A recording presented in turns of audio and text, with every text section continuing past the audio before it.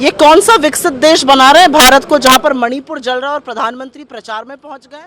प्रधानमंत्री जब मणिपुर जल रहा था तो अमेरिका में बात कर रहे थे, और क्या मिला वहां जाकर? एक पूर्व राष्ट्रपति आपको पाठ पढ़ा रहे हैं। आज वॉशिंगटन में व्हाइट हाउस ने आपको पाठ पढ़ा दिया, आपकी आईटी सेल को, आपके भक्तों को पाठ पढ़ा दिया।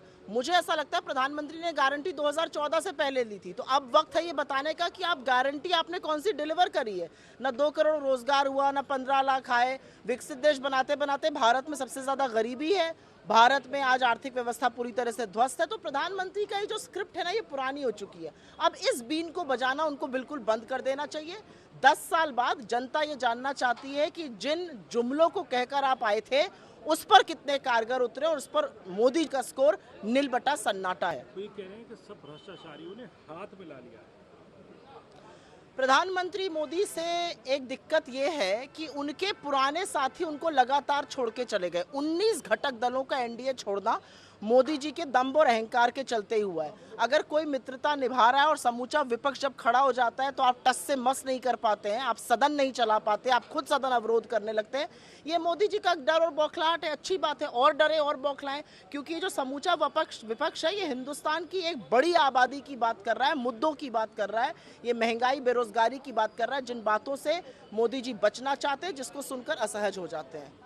तो ट्रिपल तलाक, उस्मानदा, इनकी भी बात करें। ट्रिपल तलाक के लिए कह रहे हैं जो लोग ट्रिपल तलाक के खिलाफ हैं वो मुस्लिम बच्चियों के साथ, मुस्लिम लड़कियों के जिस लॉ को बना दिया है उस पर क्या चर्चा करते हैं आप? क्या कानून बना रहे हैं अब हमारे लोगों को रोजगार देने के लिए? आप क्या कानून बना रहे हैं महंगाई खत्म करने के लिए? 100 रुपए किलो टमाटर है, अब पलट के वित्त मंत्री ये कहेंगे क्या लहसुन प्याज के बाद मैं टमाटर भी नहीं खाती हूँ?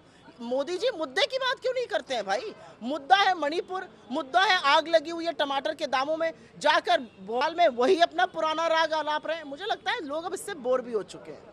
How do you see the statement of Prime Minister today in Bhopal when he's saying that all the corrupts have joined hand together under the rule of the Gandhi family and the Congress party, RJD and other parties have done crores of scams. Now they are giving another guarantee of scam, but I am giving the guarantee that I will not spare any of them. Mr. Modi had made some promises and some guarantees before 2014.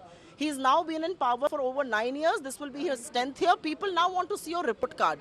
Your report card is full of red flags. You have nothing on your report card to show. From all the colossal jumlas that you spoke, people want to know what is your strategy to rein in high prices, what is your strategy to create employment, what is your strategy to look into scams like the Adani, which is happening right under your nose.